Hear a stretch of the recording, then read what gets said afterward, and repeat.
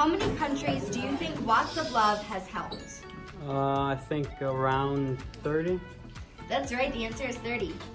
How many people do you think get burned by kerosene each year? Probably a couple 100,000. 1.5 million people are burned each year. How many people in the world do you think don't have access to electricity? Probably over a billion. 1 billion. Could you go ahead and introduce yourself, please? I'm Jordan Martin. I go to Aurora High School and I'm a freshman. What did it feel like to be disconnected from technology? It was hard because I normally communicate with everybody that I know throughout my phone, and I couldn't really do that for over 24 hours, so. Would you go dark again? Yeah, I definitely would. I'd also try and get a group of friends or so to do it that haven't done it before. How has your view of the rest of the world changed because you went dark? It's kind of like made me really know how other countries are, because we just know, we hear it on the news and stuff, but we don't actually live in it. How many countries do you think Watts of Love has helped? Over 10. That's right, it's 30. How many people do you think get burned by kerosene each year? A bunch. 1.5 million people. How many people in the world do you think don't have access to electricity? Around in the millions. 1 billion people. Would you go ahead and introduce yourself for us, please? Yeah, I'm Pedro Martinez and I'm a freshman.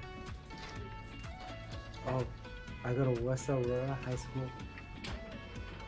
How many countries do you think Watts of Love has helped? 15. You're close. The answer is 30.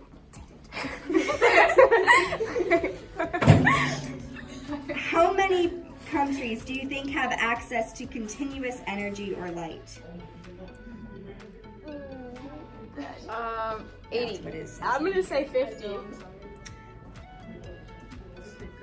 Okay, thank you. Okay, let's not just. Okay, just keep. How many people do you think get burned with kerosene each year? 20,000. The answer is 1.5 million. All right, so I was close. How many people do you think do not have access to electricity? 40,000. The answer is 1 billion. Oh, that's well. It's a lot farther. Thank you. How many countries do you think Watts of Love has helped? I think 20. The answer is actually 30. How many people do you think get burned by kerosene each year? 300,000. The answer is 1.5 million people per year. How many people don't have access to energy or continuous light? 1 billion. That's correct, 1 billion people. Thank you. Okay, what's your name? Chris. What were some of the things that we discovered in third world countries that stood out to you? Third world problems are more life-threatening than first world problems. First world problems are more of minor nuisances that we shouldn't really complain about. Okay. What impact do you think that has on the average teenager when they begin to see that for the first time? I think that's a big impact because that kind of opens your eyes that your life isn't as similar to other people's lives. Your life is probably much easier. Did you feel a sense of helplessness to do something, or did you feel a sense of empowerment that someday, somehow, some way you're going to participate in change? I guess empowerment in a way, because these problems, I think, can be fixed. It just takes a little bit of effort and a little bit of time, but sometimes people just don't want to give that time and effort. So you're not going to be one of those people. You're going to figure out what you're passionate about and you're going to connect to it and change. the world? Sure. Okay, that's good enough for me. So when you heard that Watts of Love was going into third world countries, what inspired you to go from somebody who had learned about that to somebody who wanted to be involved in it? Well, like, when I'm like without my phone, I kind of get worried because like it's like me not having communication to my mom or to my brothers or to whoever I need to have communication with, and to them to just not have it at all. Period. It's not even have the choice to have the access to it. It's really sad because if they're in trouble or if they're in need, they have no way to communicate. The only way to communicate is to like yell or like run to get someone, and you never know how long that could take. So what's your name? I am Adam Manarino. And when you heard about Go Dark Give Light, what made you want to participate? I wanted to participate because it seemed like a really good experience.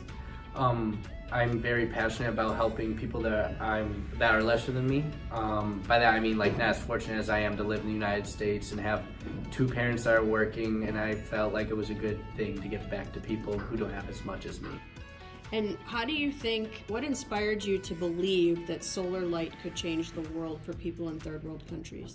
What inspired me is that seeing the effect it had on the people was a really good thing. Seeing them smile, even though they were in the worst conditions, made me happy. Seeing them be happy that they could get these lights and that they could, start a business, get a cow, get a chicken, and start getting money for themselves using these solar lights. So Nancy O'Connell came and spoke at our school in the auditorium, and then you also worked with her at the table during the football game. What was it like to meet her, the person who you were supporting, who started all of this for Watts of Love? She was one of the sweetest people I've ever met. You could tell that she had a caring heart, that she wanted to help people. She was out talking to fellow students at West that she didn't know, and she was talking to me and she didn't know me. And she just treated me very good and talked to everybody very kindly, and it was a really good thing. So during the football game, the posters that you were a part of making got spread out throughout the entire audience. So what was it like for you to be standing there and be a part of seeing that happen? What it was like, it was really cool basically, because we worked a month and a half on all those posters. There were like 3 or 4 of them, and then we had some kind people in the crowds that were willing to hold the signs to help raise money for Watts of Love, and it was just really cool seeing how people could unify and do something like that. So the last goal number 8, out of all the things on the list, was to get it on television, and you accomplished that. It was on ABC News, I think. So what was it like to see a snippet of that on TV? It was weird seeing something that I had helped accomplish on TV, because I know I had put a lot of time after school breakthrough on it, and I just thought it was really cool seeing something I worked hard on be accomplished. Awesome. Hi, I'm Stevie Deshaud. I'm a freshman at Aurora High School. When you heard about how Go Dark Give Light meant that if you were going to participate in that, you were going to give up your cell phone for 24 hours and help raise awareness for people around the world who have no access to light. What made you want to get involved?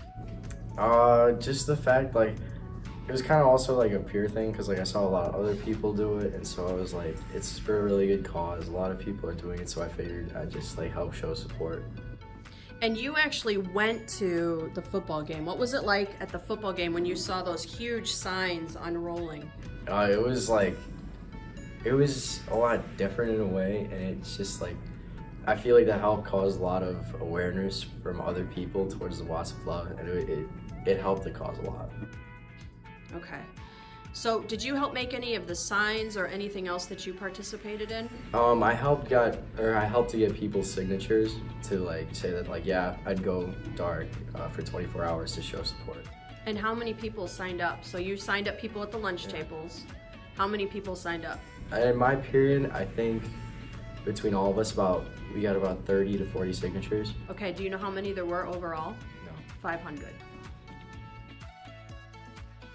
We are the first generation with the ability to eradicate darkness. West Aurora High School is challenging every club, every school, and youth groups across the nation to go dark and give light. Help us create this change by doing these 3 things. 1, spread the message. 2, find a sponsor. And 3, go dark.